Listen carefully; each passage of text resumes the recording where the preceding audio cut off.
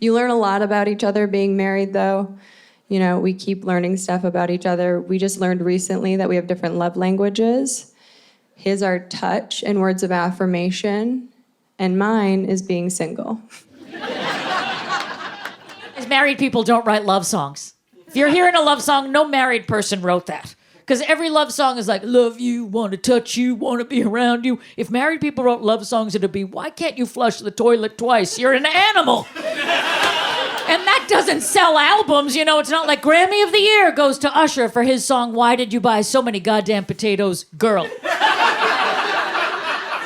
I don't know if you know about love languages. So you find out what you need in a relationship to feel loved and appreciated. So it turned out my husband's love language was physical touch and quality time. So time spent with me made him feel loved and appreciated. And my love language was acts of servitude and gifts.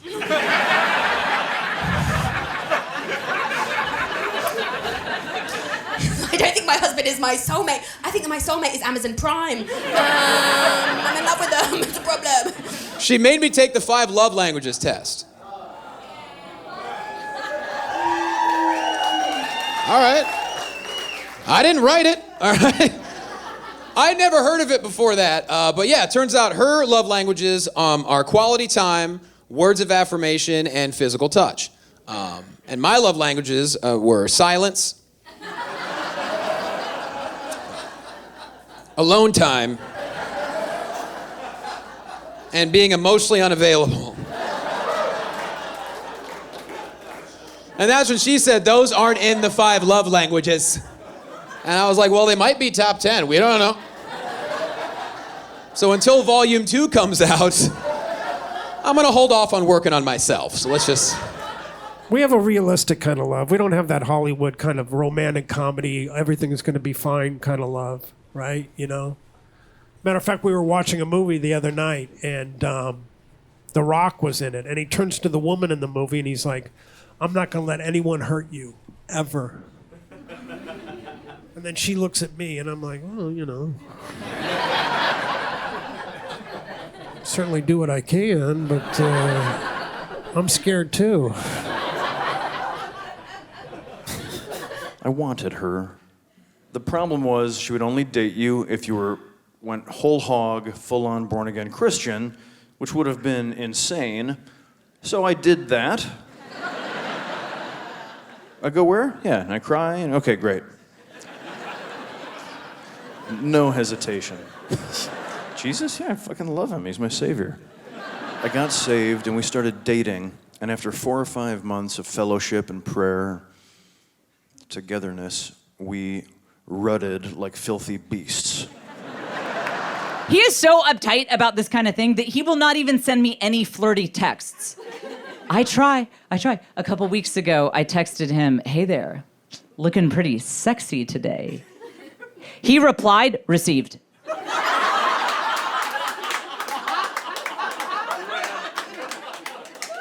With a period. I said, what are you worried about? We're married. He said, you're not thinking. What about this? What if we got into legal trouble and our phones got subpoenaed and our texts to one another were read aloud in open court?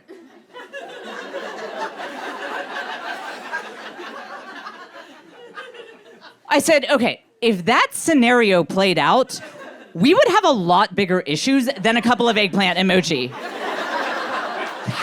Nah, rude dudes are out, cozy guys are in. Rude dudes are out, cozy guys are in. Cause I'm a little cozy sweetie. And I need a cozy, kind man with large, rough hands who gives me back scratchies for days. Back scratchies till my back looks like it got a chemical peel. I just want to sit in the lap of this thick-thighed man and eat kettle chips till my mouth bleeds.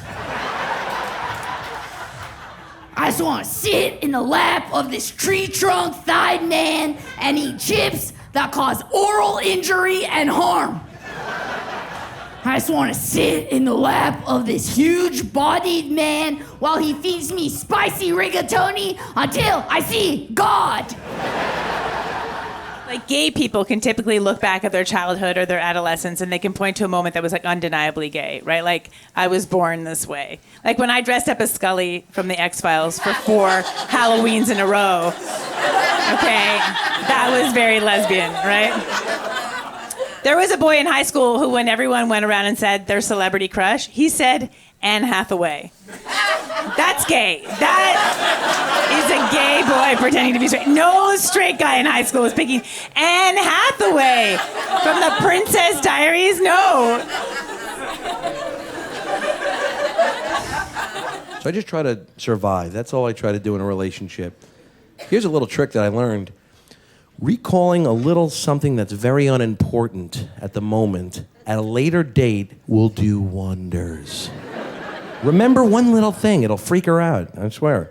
Like I had dinner with her at her sister's house, and I remembered one little thing, and I waited because it was going to come up sometime, and she brought it up. She was like, the other day, remember last week when we were having dinner at my sister's house? Oh, yeah, when you had the little butterfly clip in your hair with the sparkles on it?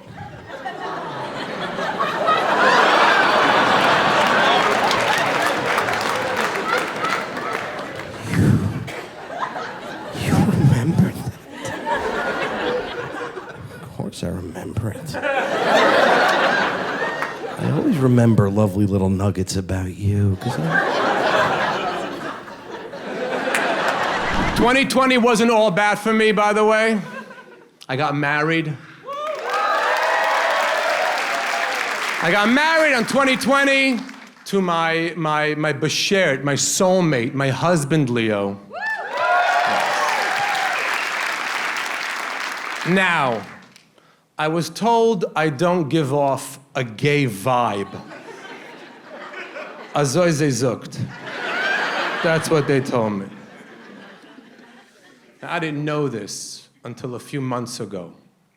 Leo and I live in Manhattan, a big building with 1 million people in it, and a lot of gossip.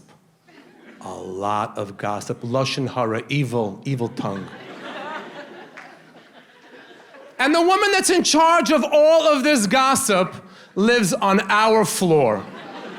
I'm not gonna mention her name, Sharon Berkowitz. 9F, right when you make the turn. 2 months ago, she corners me in the elevator and says, aha. I don't know if you've heard, but the lawyer that bought the apartment above yours is a homosexual.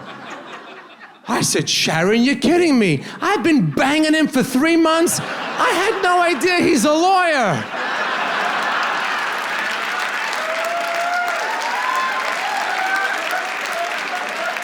Sharon's been avoiding me lately. My husband's younger. He's 10, 12 years younger. 22 years younger. A millennial. Any millennials here? Yes, yeah. He's a millennial, but he says you're welcome. Most millennials don't. They all say thank you, but they never say you're welcome. They say no worries. First time I got hit with a no worries, I was buying coffee. I hand my card to the kid behind the counter, and I said, thank you. He said, no worries.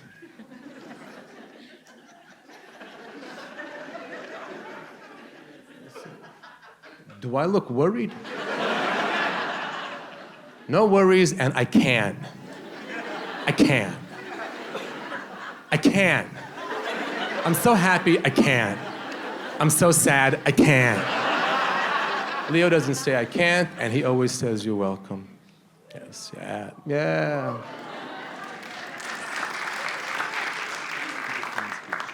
Funny things happen when there's a big age gap. First time I brought him to my mother's house, he sees my graduation picture. My mom clocks it and says, that's when he was your age.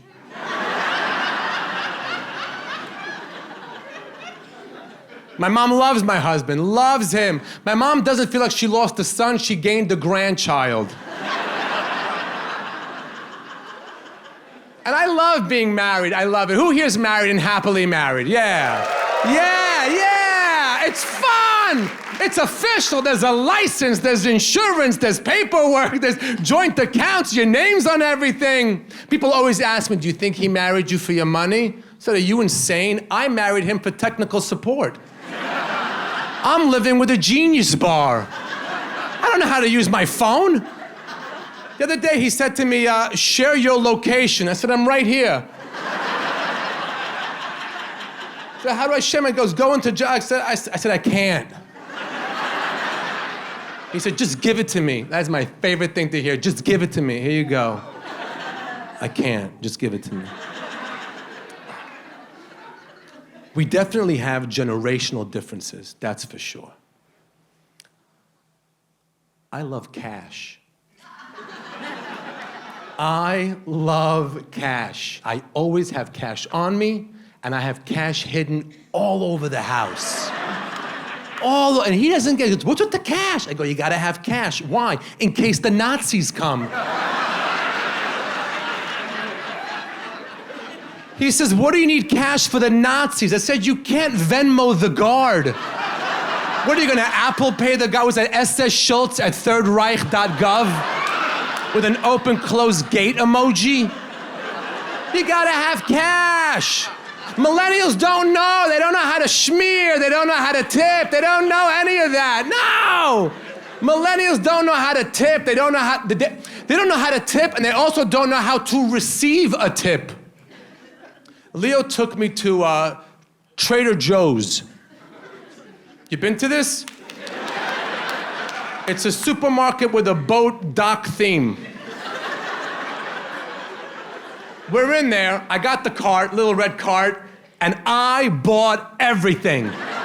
Everything was $1.69. I took everything. Try these, bring 2 of this, a pizza, cookies, that almond milk for nothing. I got to the cashier, I looked like a Ukrainian refugee fleeing.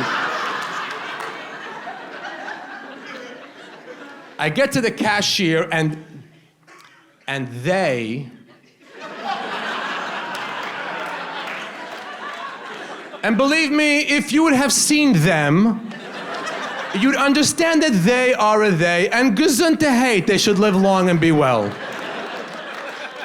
They had absolutely no counter space to undo my cart, none. A 6-inch piece of plywood in the shape of an oar, that's all they had.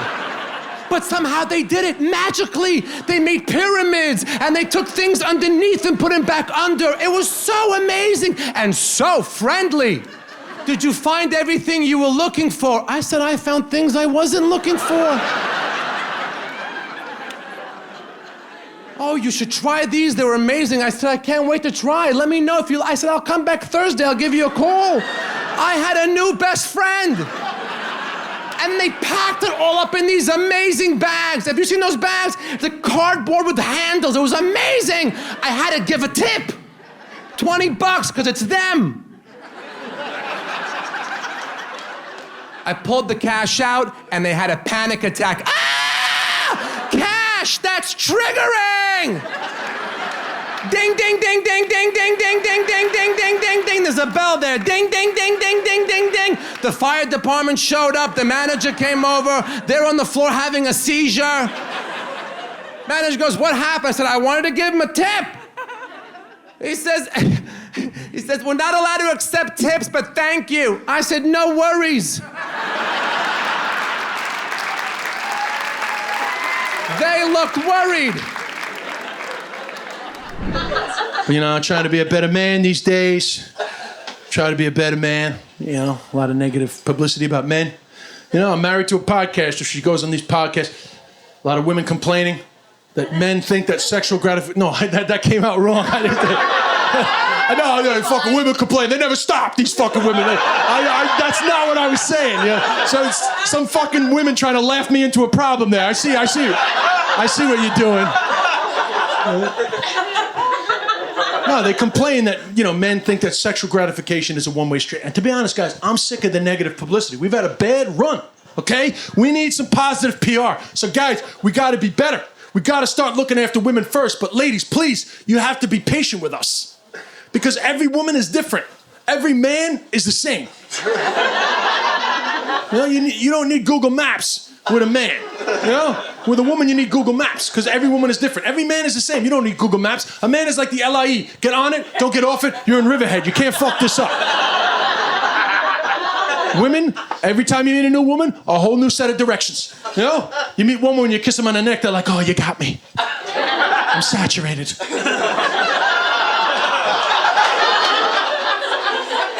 And yeah, I know women.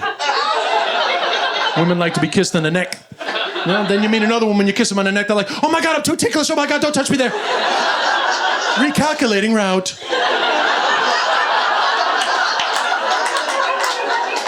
You know, some women like to be slapped.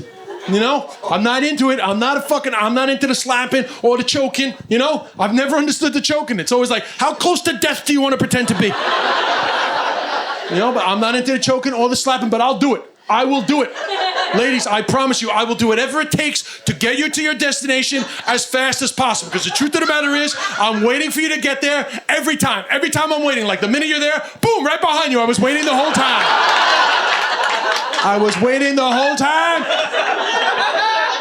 I mean, I know it's a cliche, but it's worth repeating. The great difference between men and women is very simple. Women need to concentrate really hard to have an orgasm, and men need to concentrate really hard to not have an orgasm.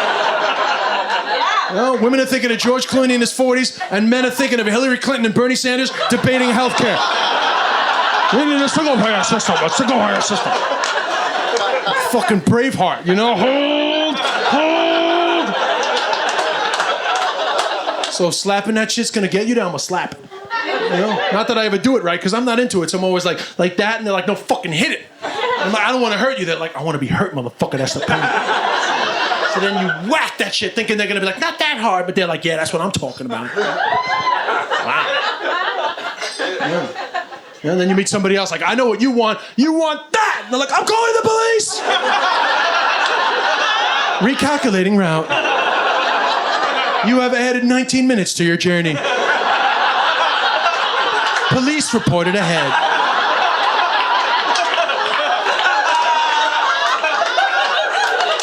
That's a Waze joke. A lot of Long Island people in if you're clapping at the Waze joke. A lot of car people, you know? Be a great app, man. Waze for the bedroom. Think about it, you know? A lot of guys, they don't know what to do. And think about it, ladies. You're in a new relationship. You're with a guy. He doesn't know you, right? So he's doing shit you're not comfortable with. It can be hard to say it because guys can be sensitive. Like, I know, don't fucking tell me. I know what I'm doing.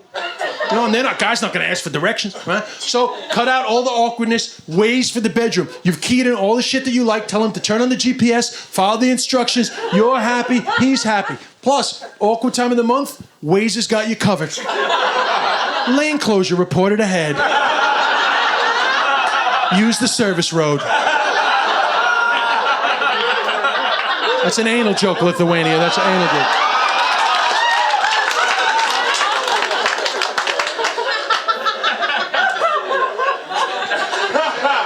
And for the record, lady, just in case you're going to misjudge what I'm talking about here, I do not have a problem with period sex. I am not somebody who is a...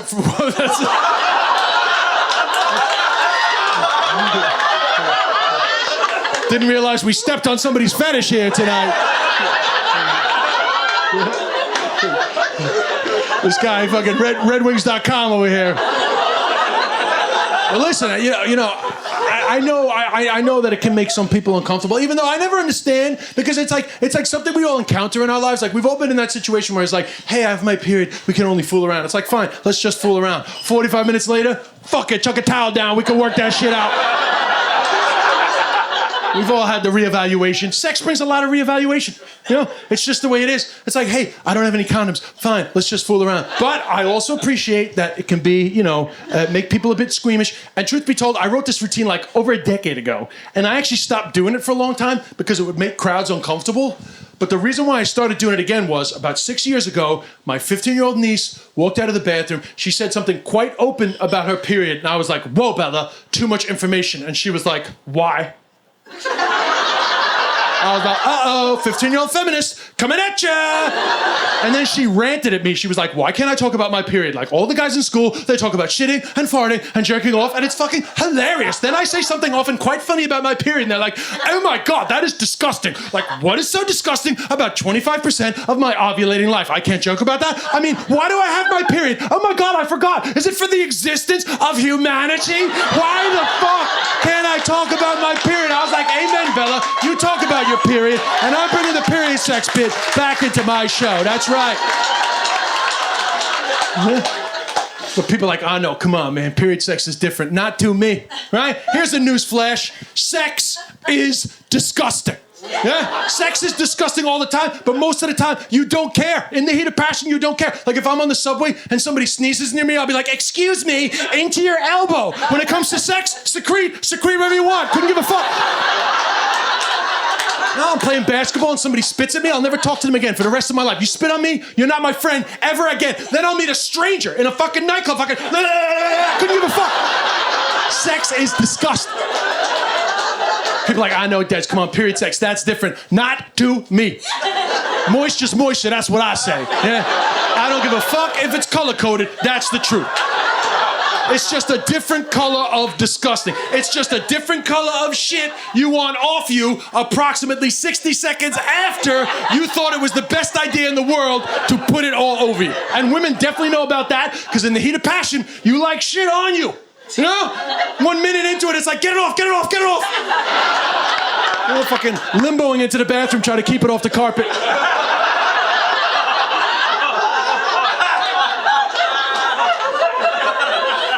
And this is very important, guys. All right?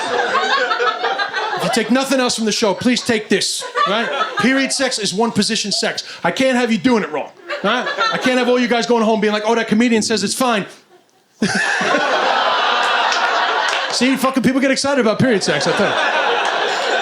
I can't have you doing it wrong. I can't have you all going home being like, oh, that comedian says it's fine, and then tomorrow my Instagram DMs are full of crime scenes from all over New York City. I don't need CSI, Greenwich Village all up in my DMs, all right? So, listen, period sex is one position sex. You pick one position. I recommend woman on top. You pick it, you stick to it until you are finished, and then you do not disconnect until you are on a tiled area. This is very important. All right, so are we done? Okay, hold. Go, go, go, go, go. Go, go, go, go, go. You space invader into the bathroom, and then you disconnect. You have arrived at your destination. Unless, of course, you're in a hotel, then it is not your problem. So my fiance and I are getting married in October. Thank you. We're gonna have a heterosexual wedding, we decided.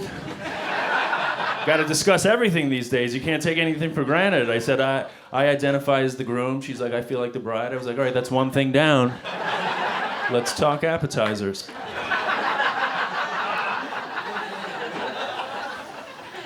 We had a bit of a love story. We dated 10 years ago, and I fell in love with her. As soon as I saw her, just instantly fell in love, felt that connection. But then she broke up with me. She didn't feel it the same way. She was young. She moved to Italy for school and work. And I was broken. I was devastated. I was pathetic. Have you ever been pathetic? Like really just an embarrassment? Like you can see in your friend's face they don't even want to be around you. It's like, oh, he's going to tell us the story again.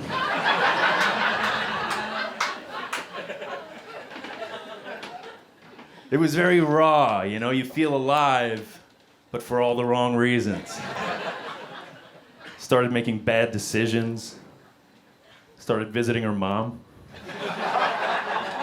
Basically started dating her mom. I just needed to be close to someone who was close to her. But then finally I got my shit together, moved on, broke up with her mom. And life was good again. I felt whole. I felt good. Years went by, dated other people. Then a couple years ago, I got a text message out of the blue. How are you? And you know how you recognize the old area code? It's like, oh, 908. Look who's back. Right on time. how are you? I was like, today or the last 8 years? The answer to both is fine. Send. Because you got to be a man about it, right? Can't give it up too soon. Got to play it close to the vest. But inside, I was like, dear diary, you'll never guess who's back. I'll give you 3 little hints. 908. Give up, diary. It's her.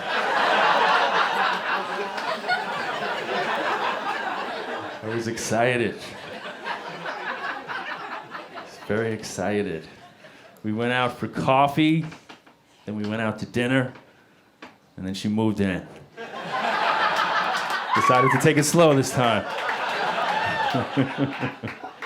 And it's funny because you know how you have different friends who react differently? You know, you have the friends who are like unconditionally supportive, hopeless romantics. My friend Danny was like, Teddy, if there's any love in this world, run towards it as fast as you can.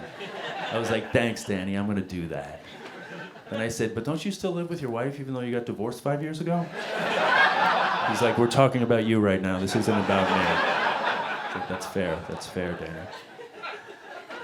Then you have other friends who are more like protective of you, right? They hold a grudge for you, right? My friend was like, don't let her back. Don't let her break your heart again. I was like, I don't even know if I have a heart. I'm 48 years old. I just want to feel again. Who cares? Break my heart. So it did feel good to reconnect with the one who I always thought was the one. Because she's different, you know? She's an artist. I'm a comedian. So we've committed to a life of struggle.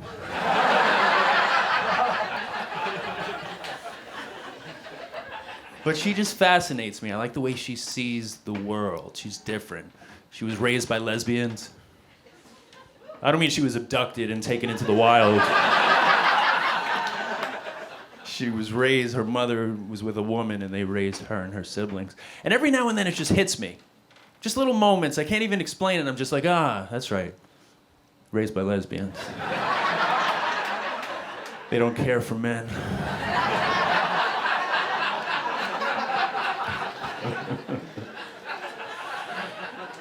I am a heterosexual man. I've always been attracted to females, but there are certain guys who make me nervous. You know what I mean? Like every now and then I'm just like, oh, hello.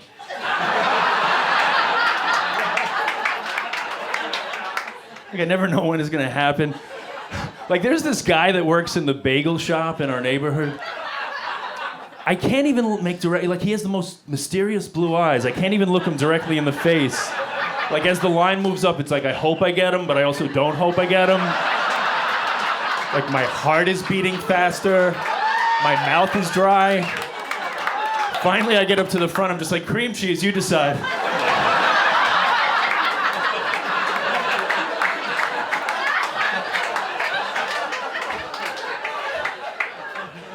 I don't know what it is. I'm not sexually attracted to him, but I just want him to like me. Desperately.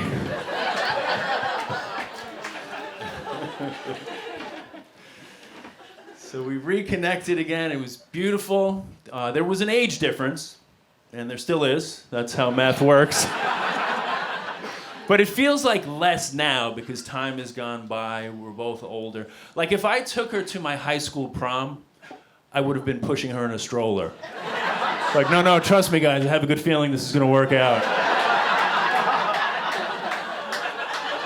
Hey now, don't dream it's over.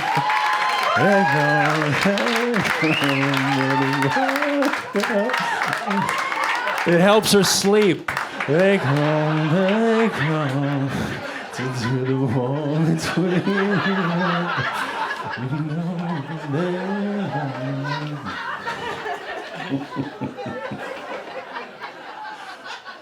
Oh. She is in her very early 30s, and I am in my late 40s. They say a woman's sexual prime is her 30s, so she is in her sexual prime. And I am not. I'm past my prime. Like, do you remember when Shaq played for the Celtics? That's me. He didn't look like himself anymore. He had a hard time getting up and down the court. Some nights he was really an embarrassment. And I bet there were nights where Shaq's teammates got very angry at Shaq and said, like, Shaq, do you even want to play with us? Do you have any passion for the game anymore? Do you care? And I'm sure Shaq was like, no, guys, it's not that at all. I love you. It's just that I'm a little older now. It takes me a little longer to warm up. Maybe if you could just fucking be a little patient. Shaq probably said to them.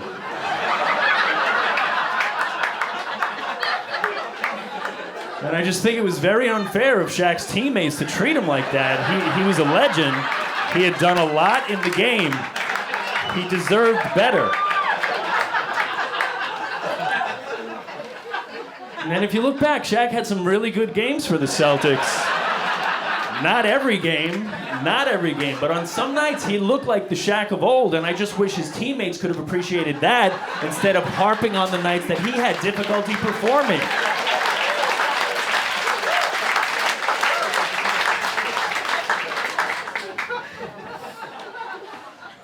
I feel for Shaq is what I'm trying to say. The older you get and the longer you've been with somebody, the sex isn't as important as sexual threats. You know what I mean? You just gotta throw it out there like, oh, someone's gonna get it tonight. Nobody's gonna get it. You're just gonna watch Netflix and go to bed. But it's just nice as a gesture to put it out there in the air. It's a nice thing to do. Oh, you better watch it or you're gonna get punished. Like what? Go to bed? Like what's the punishment? We know what's gonna happen. I proposed on a Wednesday, on a random Wednesday, just because I felt like anyone can do it on a weekend when it's supposed to be fun. You know, but I felt like Wednesday would really set her up for what our whole marriage is gonna feel like. It's gonna be a real Wednesday energy to the whole thing. And the sooner she knows that, the better. I have an incredibly settled home life, right? And it's nice, but I wish it was more exciting sometimes. And the other day, I was talking to this comedian. She's much cooler than me, and she has a really cool dating life. And she said, oh, so I'm dating Jack and his girlfriend now. I'm in a throuple. Like she was getting a new kitchen. And for some reason, to keep up with the Joneses, I said, Connor and I are thinking of becoming a throuple. Went home that night, was sitting in bed next to him. He's reading the latest interest rates on moneysavingexpert.com. And I said, Connor, do you think, can we maybe get a new boyfriend or girlfriend? He went, which one of your bohemian friends have you been talking to now? What do you want to be in a throuple for? I went, well, maybe then you'd have someone to go to parkrun with. Because I hate it. He went, Fern, I've told you, stop asking me deviant things. You have this idea of yourself in your head that you're a mad slag that loves shagging, when really you just like coming home to me, having dinner and cuddling. I went, okay. Can we get a cat? Can we get a cat and not fuck it? Just a pet cat. When people talk about compromising in a long-term relationship, that's the kind of thing they're talking about. You start off with high aspirations, throuple, 3 ways. It descends to a pet that you don't even want. I like dogs, now we're getting a cat. Anyway, I thought I can't criticise Arlene Foster for being closeted and not say I've had a few women in my time myself. So I says I was bi properly, and this time I did it during a stand-up set on telly. And as I said it, I felt sick. I felt like really nervous about saying it, but everyone started clapping me for being a brave girl. They were very woke and progressive.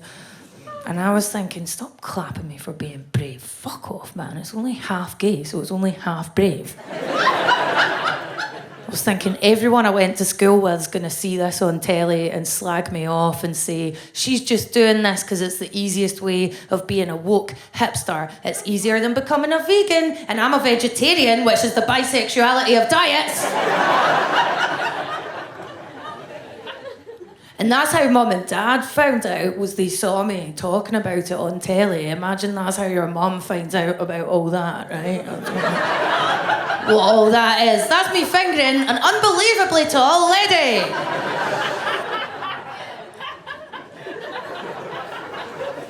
My mum phoned me up to ask me about it after the programme came out. And she asked me about it the way only a Scottish Catholic mother does, which is by not asking you for about 10 minutes of the phone call. There was just a series of disconnected facts.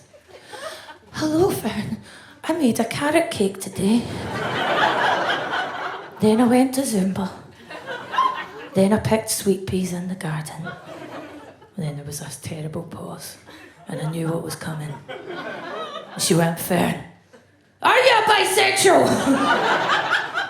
Imagine if that was how Holly Willoughby asked Philip Schofield on the couch. The Scottish way, by screaming it in his face. I was like, yeah, Mum, and you told me it was disgusting the first time you found out. No, I didn't. How dare you? Anyway, I've changed since you were a teenager. Because I've seen the musical Kinky Boots. And that changed everything. Isn't that amazing that art can move people in profound ways? One of Broadway's shittest musicals, Kinky Boots, turned my mum from being a homophobe into someone who pretends not to be a homophobe. And I go out with women that are like my mum. They're always quite intense. They're always fucking mental. And I really judge men who say they're always going out with mental women. I think it's quite misogynistic. So can I just say at this point in the show, I met my first girlfriend in a mental hospital. So she was fucking mental. You know, diagnosed. We both were. It was a great match. Her name was Rita. She was a tiny little skinhead butch. We were both 16-year-olds in a mental hospital. You know how it goes in your teens. You read Sylvia Plath, you go in a mental hospital.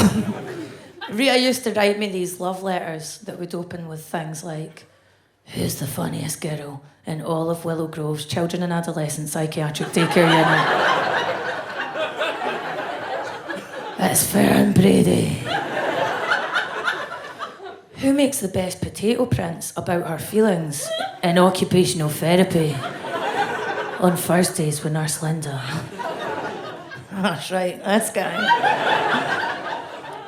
And then there was a terrible drawing of some palm trees on a beach done in crayon, and it said, when I look into this lassie's eyes across group therapy with that bitch Nurse Fiona, I can see the sun setting on a beach. And it's all because of... That's right! What a cracking lover I am. So Rita had given me this wonderful necklace along with a letter. The necklace was a very classy necklace from the Elizabeth Duke at Argos range. Oh good, some scum get that reference. Posh people of Glasgow, Elizabeth Duke at Argos was a range of jewellery where working class people could express earnest emotions at a fantastic price. Rita gave me this necklace. It said something on it like, love lasts forever, which in Rita's voice I definitely heard as a threat. And my mum found the letter and the necklace when I was 16 and she went nuts at me. She was like, this is disgusting. This is vile. I was mortified, like, well, I guess this is how she finds out I've been fingering girls in a mental unit on my lunch break. I like how non-judgmental you guys are about that. You understand there's not much to do in women's psychiatric units. You learn to finger bang and you learn to play pool to an incredibly high standard. Then Mum stopped shouting at me and she went, Fern, What upsets me the most is I just cannot believe you would pretend to like other girls in order to steal their jewellery. Excuse me? Now, a few of you know what's going on at this point, right? There's a type of person who sees the whole world as straight and then they tell themselves any story to get to that conclusion. My mum's one of those. My mum would rather tell herself a story in which I am a jewellery thief running some sort of a heist. Not for good diamonds, not for Chopard or Cartier diamonds. Elizabeth Duke at Argos, £10 necklaces, fingering girls against my will. All as part of the grand jewellery thief heist in a mental hospital. But you see how it happens, because they had a thing when I was a kid called Section 28, where Margaret Thatcher said that you couldn't teach primary school kids that LGBT people exist. Not teach how to give blowies or how to lick fannies, just that they exist. Right? I'm not saying this to try and be right on, but yet when they ban teaching things like that on the curriculum, I look back and think of the amount of utter bullshit that my teachers taught me at primary school. I went to a school where there was a crucifix on the wall of the assembly hall, there to there. Teacher told us that was the actual cross Jesus died on. Why is Jesus 1 foot tall? Why is his final resting place Scotland? I used to like to do this in class when I was 5. I was bored, right? I'd just move my head from side to side, something to do, right? And my teacher said, you know, Fern, that's all well and good, but the brain is attached to the top of the skull and it gradually comes loose, and the more you do that, the more likely it is that your brain will collapse in your skull, killing you instantly. Teachers are maniacs. I had the best year of my primary school career not being taught the curriculum. When I was 8 years old, I had a teacher, Mr. Curran. Mr. Curran was drunk the entire school year. If you're a child, this doesn't register. You just think, why is this adult more fun than all the other adults? Didn't teach us anything, just came in every day, sat us on the carpet and told us stories about walking his 3-legged dog in the woods. Now one day, he sat us all down and he said, kids, while I was walking my 3-legged dog in the woods today, I found something very special. And he had a shoebox in his lap. No, he just went, oh God. I don't know what kind of school you went to, but this isn't the point in the story where he's like, it's my big willy! Now suck it, bitches. Get your mind out the gutter, because something beautiful's about to happen. He said, I found a little badger. I swear to God, he opened the shoebox and a badger come out. So beautiful. Greatest thing that had happened in my childhood at that point. Every day for a year, didn't do any arithmetic, didn't do any handwriting, just had this drunk guy stoating about with a badger in a box. One day, he said, listen, kids, I'm going out of the classroom for a bit. You're 8, you can take care of yourselves. Well, I'm down the pub. Do not get Mr. Badger out his box. He's a wild animal. I'll get him out when I come back. I was a very good kid. I never broke the rules. However, I sat next to 2 very nasty boys, Lee and Kevin. They're definitely in prison now. And I said to them, I love having Mr. Badger in class. I think he's the best thing to happen to primary 4. Lee and Kevin turned to me and said, this is hard to say. They said, that's no a badger. That's a fucking puppet in a box, you fanny.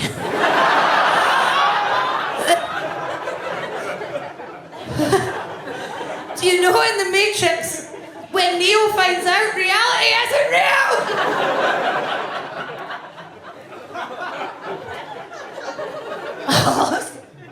I felt my vision go black. The room starts spinning around me. I'm shaking my head uncontrollably. No, man. Reliving the past year of my life, looking in Mr. Badger's very real eyes. Hanging out with him every day. I said, guys, I'm 8. I'm not stupid.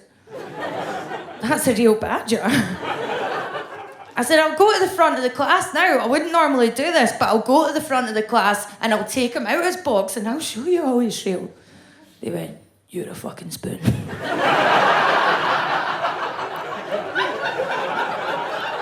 If this does go to America, there's no way of translating that.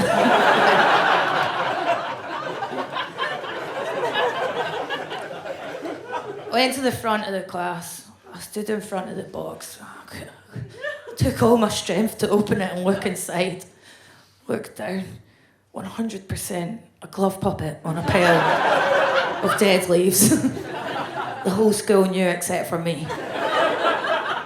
If you think my comedy's dark and cynical, that is the moment all hope died in my life. And they still won't teach primary school kids that LGBT people are real. I spent a year talking to a badger that doesn't exist.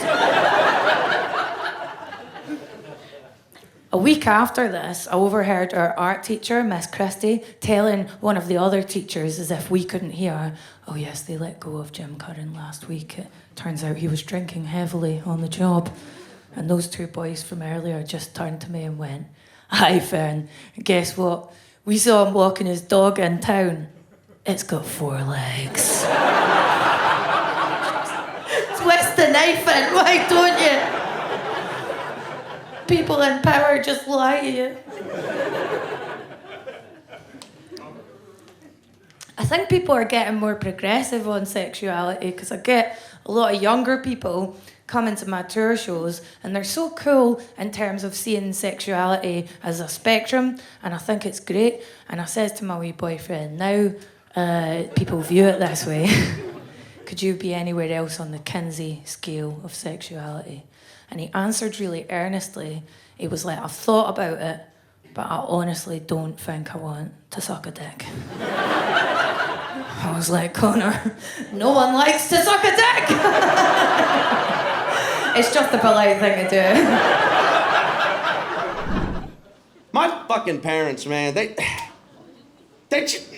like, okay, I can give you so many stories, but we don't have time. Here's an example of how my parents did things, all right? When I was 18 years old, I borrowed their van, okay?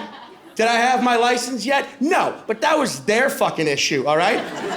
They were the ones who wouldn't let me get it just because I'd failed sophomore year again, all right? So they were projecting their bullshit onto me. And I needed the van because me and my boys had to go play mailbox baseball, okay? We've been planning it for hours, okay? And how are we supposed to know that there would be mail in the mailboxes at that hour, okay? We didn't, and the cops were total fucking dicks, per usual, and we get arrested. And instead of being cool and just bailing me out that day, my dad decides, no, they're gonna leave me in jail till my arraignment 3 days later for 72 straight hours so I would learn a lesson, right? What a fucking genius. That's brilliant parenting across the board, really. That's a great strategy right there, you know? Hey, boy, you made your bed, now hide your cigarettes underneath it. You know what I'm saying? That probably would have worked on someone less stupid than me. Like, I am the reason why I am so pro-choice. It's all me. Based on the hell I put my parents through as a youngster, I think every woman should consider terminating her first pregnancy just on principle. Yeah? Be like Texas Hold'em dealers. Burn the first one so you could flop out the next 3, right? Makes the game move much smoother. There's no better time than now to make an abortion reference with Texas in the title. I'll tell you that. Like I was... But I think like the key to parenting, like my parents were not cool at all. They were parents. Parenting is hard, right? It's not an activity, it's a lifestyle. It's not axe throwing, it's being a lumberjack, and some people obviously can't hack it. But I think the key to parenting is embracing the fact that you are going to fuck your kids up. Not just accepting, but embracing. And that is not a critique on anyone as an individual. It is a statement about the human condition. We are flawed, we will pass that shit on. And if you just thought, I'm not gonna fuck my kids up, I guarantee that is exactly how you're gonna fuck your kids up. They're gonna try too hard. I don't think it matters your approach. You could be the cool parent, you could be the chill parent. Who, you know, the first time you catch them smoking weed, you smoke the weed with them and wait till you're both baked to decide on your disciplinary action. That's great. But now you're gonna raise a person who probably will think the world is fair. And once they're crushed by the sheer unfairness of it all, they're gonna have to move back home with you and start a podcast about monetizing one's victimhood, right? And if you're the harsh parent that, you know, makes them have chores on the weekend and they have to get a job when they're 8 and it's all about accountability and responsibility, that's amazing. You're raising a go-getter, but unfortunately 60 years too late because the system's fucking rigged. So they're gonna get to the top and then right then and there have an opportunity swiped away from them by the unqualified, coked up son of the CEO. And then they're gonna be broken by that and have to move back home with you and start a podcast about murdering their boss's son. A pre-murder podcast. First of its kind. So there you go. As young parents, ask yourselves, what kind of podcast do I want my kids to start? And am I willing to produce it? Like, by a round of applause, how many of you have divorced parents?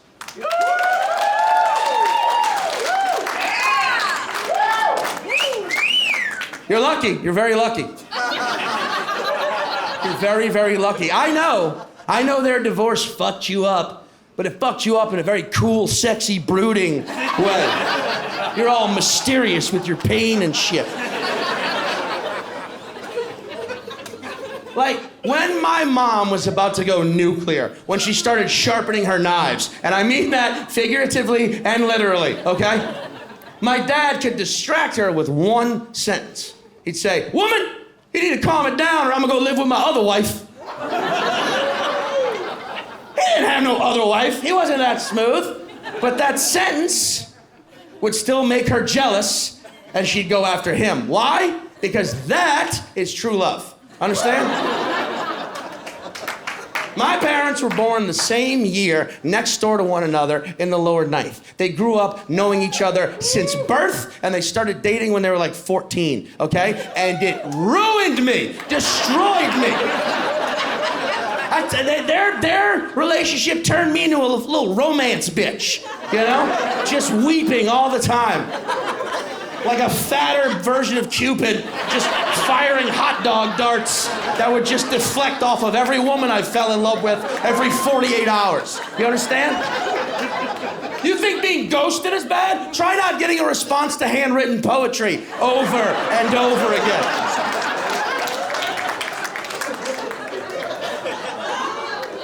That's how they fucked me up. That's all he had to say. "Woman, I'm gonna go live with my other wife." And that would make her jealous, and she'd turn all her rage on him and go after him, and then he'd fart, and we'd all laugh and come together as a family. If you don't think farting is important to a family, you're absolutely wrong. Someone should light a match near your logic. Farting is what... Like, here's how powerful farting is. In a relationship, the moment you decide you love one another, you fart in front of each other. The first time and even before that, it's when you know you truly trust someone, when you rip ass in front of them for the first time. Farting is important. It's also hilarious. If you don't think farting is funny, go walk into the Mississippi River, short yourself out because your simulation sucks. You understand? Like, we could be in an active shooter situation right now. terrified for our lives, and if someone rips ass, we're all gonna be like, oh man. The shooter might even laugh and be like, what am I doing? I'm sorry. You gotta chill out, y'all. I'm gonna take a walk. Like farting, he would fart, and my dad was so good at farting. He was great at it. No fart was ever wasted with him. He understood it was all about timing. Okay? He knew when to fart to end an argument. He knew when to fart to start a conversation. He knew when to fart to raise morale. He knew when to fart to celebrate. He knew when to fart to commiserate. He was the best I'd ever seen. And he could do all the farts. Everything from a tap dancing bullfrog to a screeching eagle. He could do them all. He was the best. Like, here's what he'd do. When he'd rip the ass, he'd give it a second, and then he'd go, y'all heard that, baby wolf? And every time he said that, I would go, oh. That's how much I respected a fart. I howled at the baby wolf so it wouldn't feel like it was alone. Now, based on everything I just said, some of you probably assume I live my entire life neck deep in poontang.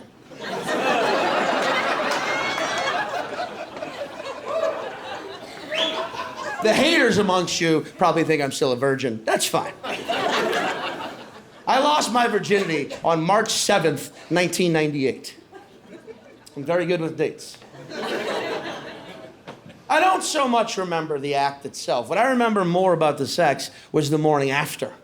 I woke up first. She was still asleep. We were in the spooning position. I was big spoon, she was little spoon. And the bed was like our own private silverware drawer. I was a man now, so I did what I thought men should do. I got up and went into the kitchen to make the woman breakfast in bed. Fuck yeah. I found a big-ass punch bowl. I filled it full of an entire box of cereal. Then added in an entire half-gallon of milk. 2 spoons. Casanova? Yes. Also still a teenager? Yes. I walked back into the bedroom, and there she was, my angel, fast asleep, and whoops! Doused her. Direct hit. Soaked from neck to ankle. Oh my God! I'm so sorry. I was just bringing you breakfast in bed and I tripped over the floor. I didn't realize how flat and level it was. But now between you and I, that wasn't no accident. No, I did that on purpose. See, there's a little fact I left out earlier. I didn't tell you because I didn't trust you yet, but now I do. The private silverware drawer I had mentioned, the bed, was full of piss.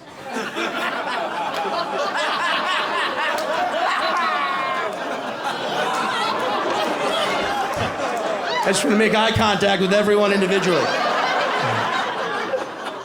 Because you see, one of us had pissed the bed. And the one of us that did it, you all paid money to watch perform tonight.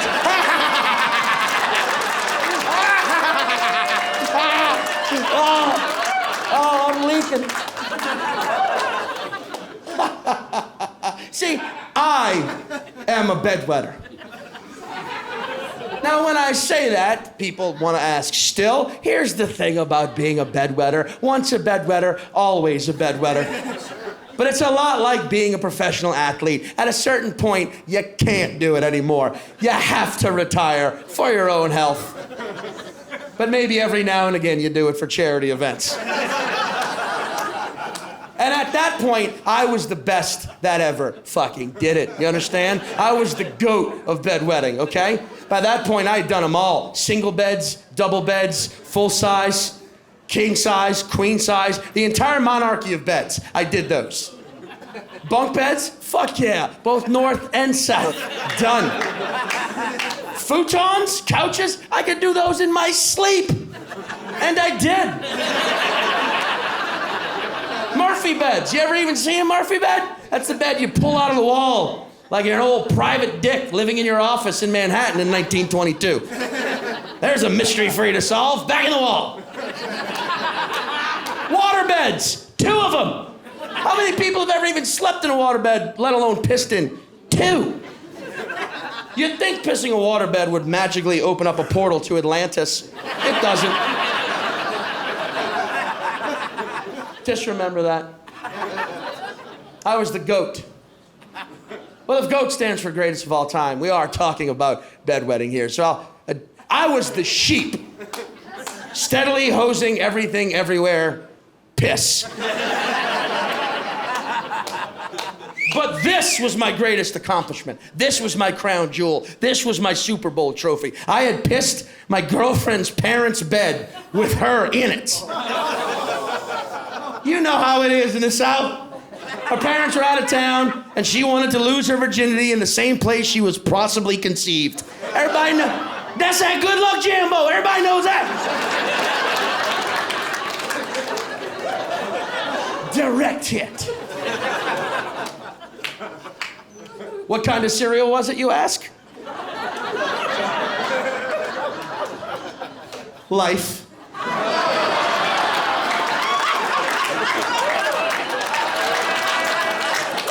There's poetry everywhere. On January 13th, 1999, good with dates, she dumped me. Now, yes, for a split second, I was terrified. For a split second, I was like, did she figure it out? That it wasn't cow's milk, but bladder milk? Which cleansed our sin from her loins?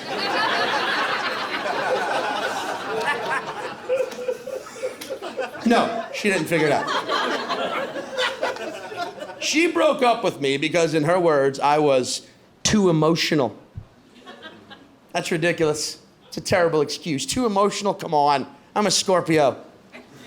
I have master control over my emotions. You understand? No other person's gonna get those out of me. Sure, I was hurt. I had opened myself up to her. I did what people say they want you to do in a relationship. I was vulnerable. I said, there's me on the inside. That's my heart. Would you like to touch it? And she said, uh-huh. Took it. Ripped it out of my chest. I never saw it again. I don't know what she did with it. Probably used it around the house like a sponge, like a paperweight or a doorstop. Probably every time she met a guy she wanted to bang and he didn't have a condom, she was like, well, here, it's no big deal. She used Sean's heart as a condom.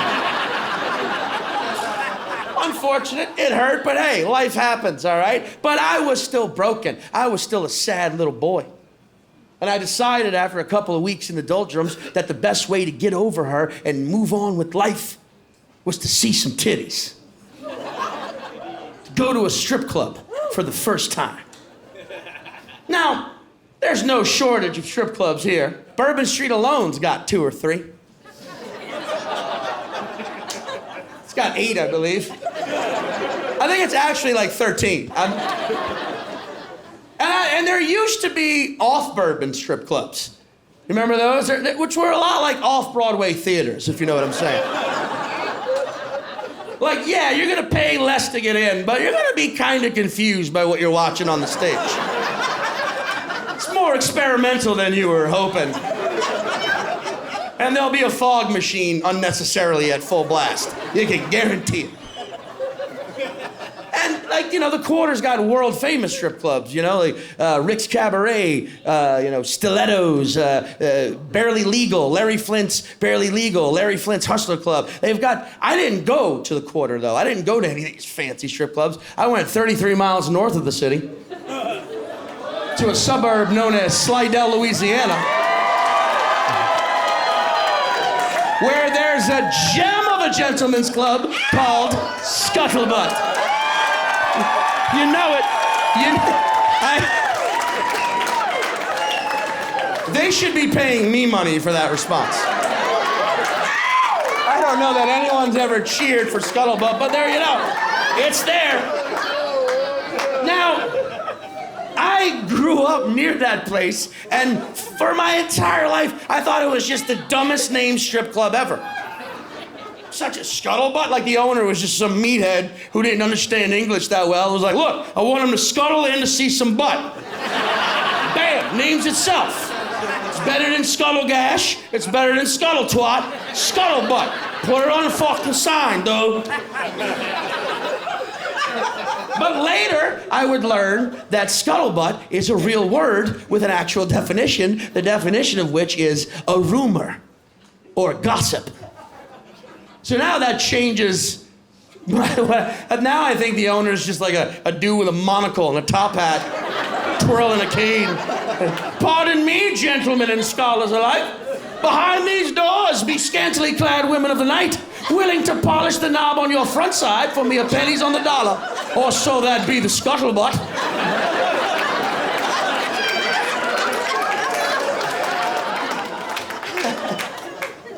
Now, at the time, I was only 20 years old. That is technically too young to get in anywhere else in the country.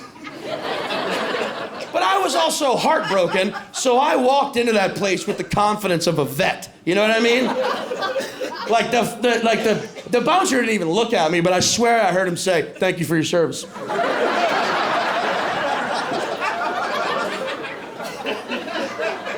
I went to the bar, ordered a PBR off the imported beer list.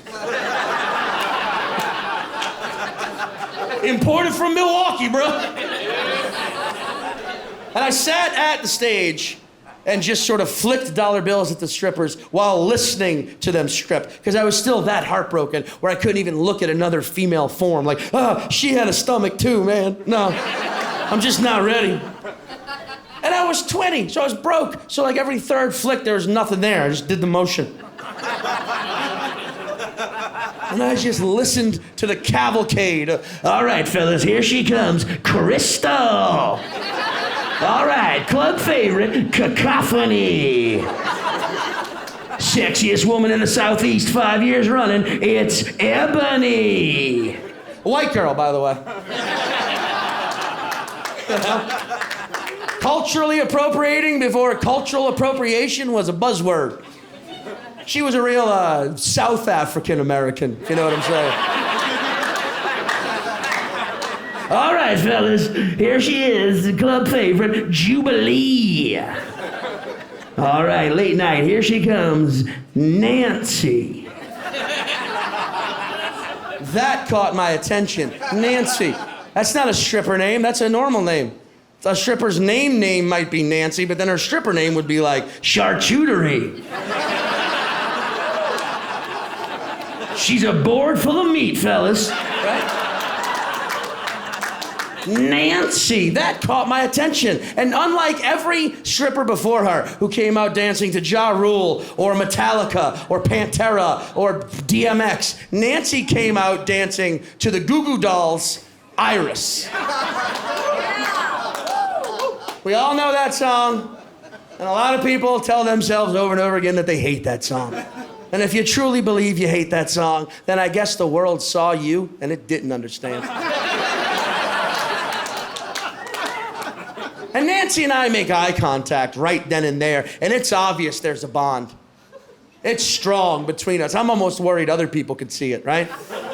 I mean, look, she was looking right through me. She could see right through me. I was a broken little boy.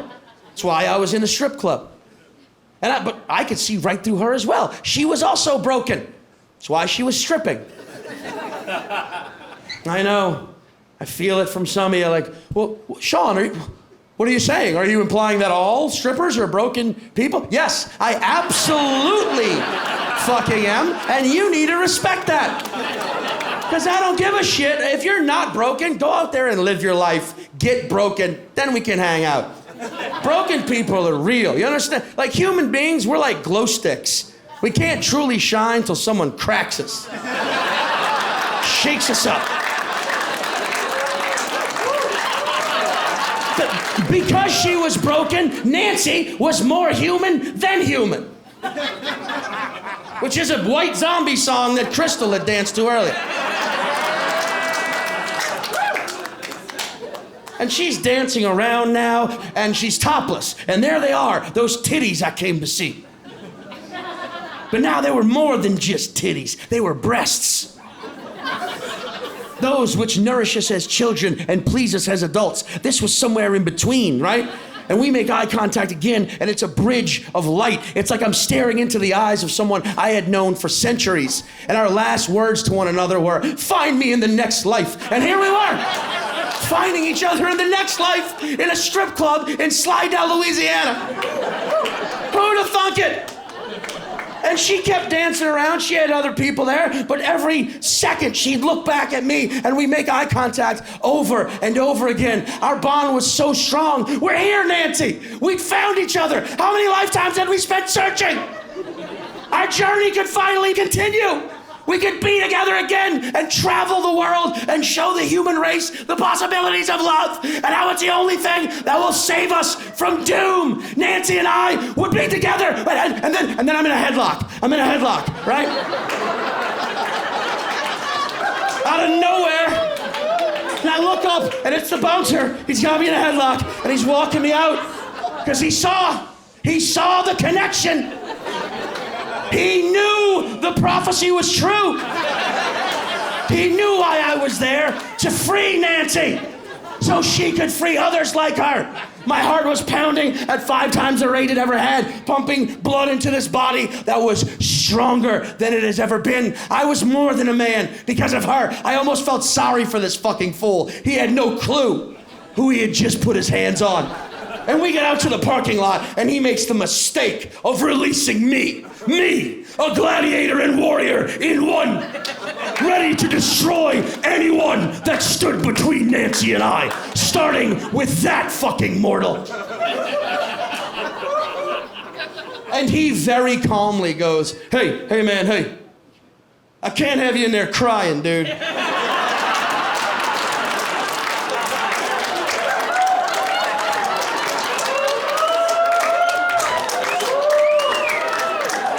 Yeah, that makes sense. That checks out.